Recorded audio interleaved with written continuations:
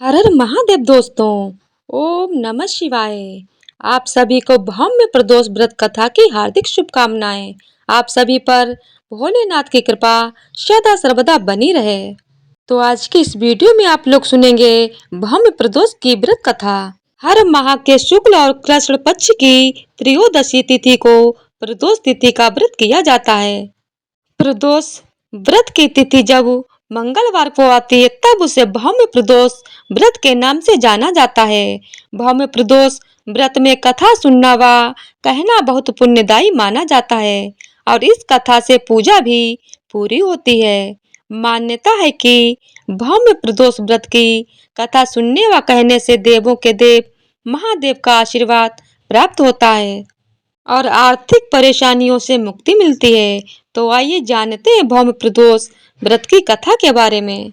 सूत जी बोले, अब मैं मंगल त्रयोदशी प्रदोष व्रत का विधि विधान कहता हूँ। मंगलवार का दिन व्याधियों का नाशक है। इस व्रत में एक समय व्रती को गेहूं और गुड़ का भोजन करना चाहिए।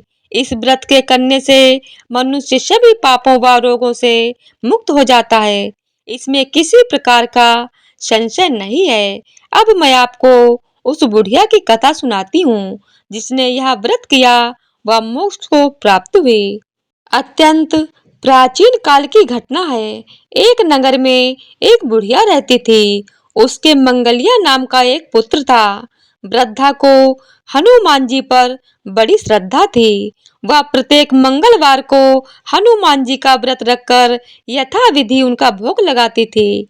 इसके अलावा मंगलवार को एक ना तो घर लीपती थी और ना ही मिट्टी खोदती थी।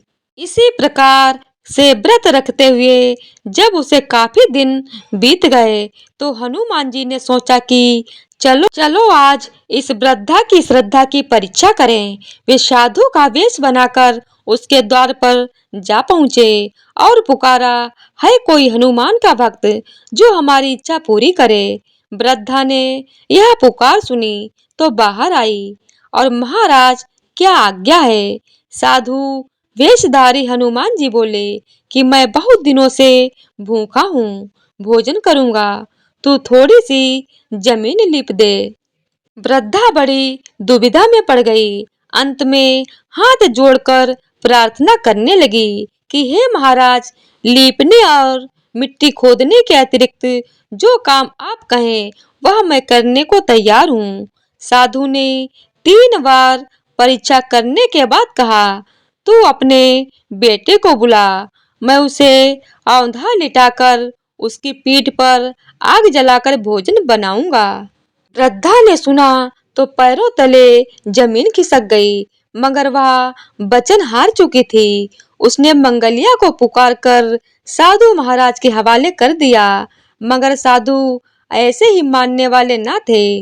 उन्होंने वृद्धा के हाथों से ही मंगलिया को औंधा लिटाकर उसकी पीठ पर आग जलवाई। आग जलाकर दुखी मन से वृद्धा अपने घर के अंदर जा घुसी। जब साधु महाराज भोजन कर चुके तो उन्होंने बुढ़िया माँ से कहा कि वो अपने बेटे को पुकारे ताकि वह भी आकर भोग लगा ले। इतना सुनकर वृद्धा की आंखों में आंसू आ गए। आंसू भरकर वृद्धा कहने लगी कि अब उसका नाम लेकर मेरे हृदय को और ना दुखाओ। लेकिन साधु महाराज ना माने। वृद्धा को भोजन के लिए मंगलिया को पुकारना पड़ा। पुकारने की देर थी कि मंगलिया बाहर से हंसता हुआ घर में दौड़ा आया। मंगलिया को जीता जागता देखकर वृद्धा को बहुत आश्चर्य हुआ। वह साधु महाराज के चरणों में गिर पड़ी। साधु महाराज ने उसे अपने असली रूप में दर्शन दिए। हनुमान जी को अपने आंगन में देखकर वृद्धा को लगा कि उसका जीवन सफल हो गया है। तो हे हनुमान जी, जिस तरह आपने उस वृद्धा पे अपनी कृपा दृष्टि बनाए रखी, उसी तरह कथा कहने वालों पे, कथा सुनने वालों पे अपनी कृपा दृष्टि बनाए रखना। जय श्री राम। तो आइए अब भोलेनाथ की भक्ति की कहानी सुनते हैं। एक नगर में भगवान शिव का एक भव्य मंदिर था, जहाँ पर हर वर्ष दूर दूर से भक्त जी शिव जी के दर्शन के लिए आते रहते थे। कांवरिये कांवर लेकर भगवान शिव को जलाभिषेक करने आते रहते थे। मंदिर का परिसर भक्तों की भीड़ से भरा हुआ था। तभी अचानक आकाश में बिजलियां हुई और सोने का एक थाल उतरा। उसी के साथ एक भविष्यवाणी हुई कि जो कोई भगवान शंकर का सच्चा भक्त और प्रेमी होगा, उसी को यह थाल मिलेगा। मंदिर के परिसर में उपस्थित सभी लोगों ने यह भविष्यवाणी सुनी। धीरे धीरे सभी इकट्ठे हो गए। जो लोग मंदिर की व्यवस्था देखते थे, उन्हें तो पूरा विश्वास था कि यह थाल हमें मिलेगी। इसीलिए वे सबसे आगे जाकर खड़े हो गए। सबसे पहले एक पंडित जी आए और बोले, देखिए, मैं प्रतिदिन महादेव का अभिषेक करता हूँ, अतः मैं ही भोलेनाथ का सबसे निकटवर्ती प्रेमी और भक्त हूँ, इसीलिए थाल मुझे मिलना चाहिए।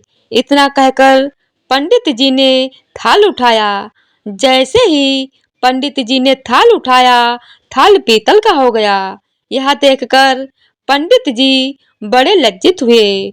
उन्होंने थाल यथा स्थान पर रखा और वहां से निकल गए।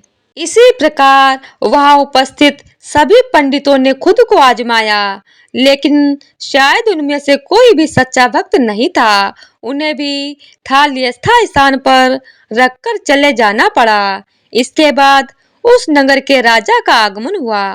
राजा राजा साहब आगे आए और बोले, मैंने महादेव के मंदिर में बड़ी भारी दान दक्षिणा दी है, इसीलिए यह थाल मुझे मिलना चाहिए। इतना कहकर राजा साहब आगे बढ़े और थाल उठाया। जैसे ही राजा ने थाल उठाया, थाल तांबे का हो गया। यह देखकर महाराज भी बहुत लज्जित हुए और थाल यथास्थान रखकर एक तरफ खड़े हो गए।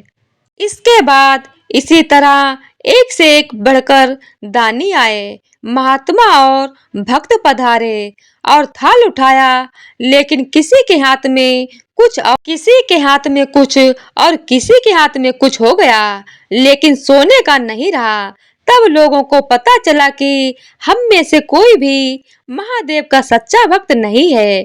उसी समय एक किसान का आगमन हुआ। वो बेचारा महीनों बाद आज चातुर्मास के सोमवार के शुभ अवसर पर शिव जी के दर्शन करने आया था। गरीबी और गृहस्थी के बोझ तले दबा दिन रात खेतों में मेहनत मजदूरी करके अपना और अपने परिवार का गुजारा करता था। अभी रास्ते में आ ही रहा था कि कोई भिखारी मिल गया और कुछ खाने को मांगने लगा। इस किसान को दया आ गई। अपने खाने के लिए जो खाना लाया था, वो उसने उस भिखारी को दे दिया। थाल के बारे में इसने भी सुना था, लेकिन इसने उस ओर कोई ध्यान नहीं दिया। सीधा मंदिर में गया और महादेव का पूजन करके बाहर आ गया। परिक्रमा करके जाने को हुआ, तभी पीछे से एक व्यक्ति बोला, भाई, तुम भी थाल को उठाकर देख लो, हो सकता है तू ही वह सच्चे भक्त हो जिसके लिए यह थाल आया है। किसान को लगा वह व्यक्ति उसका मजाक बना रहा है। किसान ने हंसते हुए कहा, भाई, मैं तो कभी कोई पूजा पाठ भी नहीं करता, महीनों में एक आध बार मंदिर आ जाता हूँ, मैं काहे का सच्चा भक्त हुआ। वह अजनबी बोला, भाई, हम तो देख चुके हैं, हमारी भक्ति तो 2 कौड़ी की भी नहीं है। अब तुम भी अपना हाथ लगाकर देख लो, सोने का थाल मिले तो सही, ना मिले तो सही, किंतु पता चल जाएगा कि तुम्हारी भक्ति में कितनी सच्चाई है। लोगों के बहुत आग्रह करने पर आखिर उस भोले भाले किसान ने जाकर थाल उठा ही लिया। जैसे ही उसने थाल उठाया, लोगों के आश्चर्य का ठिकाना नहीं रहा।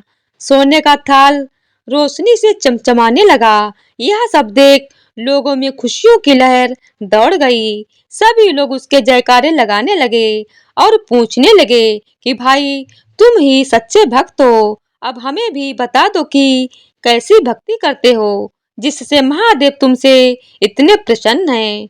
तो किसान बोला, भाई मैं कोई भक्ति नहीं करता, मैं केवल दिन भर खेतों में काम करता हूँ और थोड़ा समय निकालकर जरूरतमंद लोगों की मदद करता हूँ। इसके अलावा मैं कोई विशेष कार्य नहीं करता।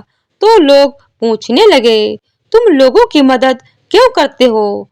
हंसते हुए किसान बोला, सुकून, दूसरों के चेहरे पर मुस्कान देखकर मुझे जो आनंद और खुशी होती है, उसे मैं शब्दों में बयान नहीं कर सकता। शायद यही कारण है कि महादेव मुझसे खुश हैं। इसीलिए हमेशा याद रखें, सत्कर्म का आरंभ भी आनंद से होता है और अंत भी आनंददायक होता है। दुष्कर्म का आरंभ भी दुख से होता है और अंत में भी दुखदायक होता है। आप सैकड़ों मील की यात्रा करके भी दूसरों का दिल दुखाते हैं, तो आपकी वह तपस्या, साधना और महादेव का दर्शन धूल के बराबर है। तो बोलिए, हर हर महादेव, ओम नमः शिवाय। उमापति शंकर भगवान की जय हो। तो आज की वीडियो अगर आप लोगों को पसंद आई हो तो वीडियो को लाइक, शेयर और चैनल को सब्सक्राइब कर दीजिएगा। धन्यवाद। और कमेंट बॉक्स में हर हर महादेव जरूर लिखिएगा। धन्यवाद।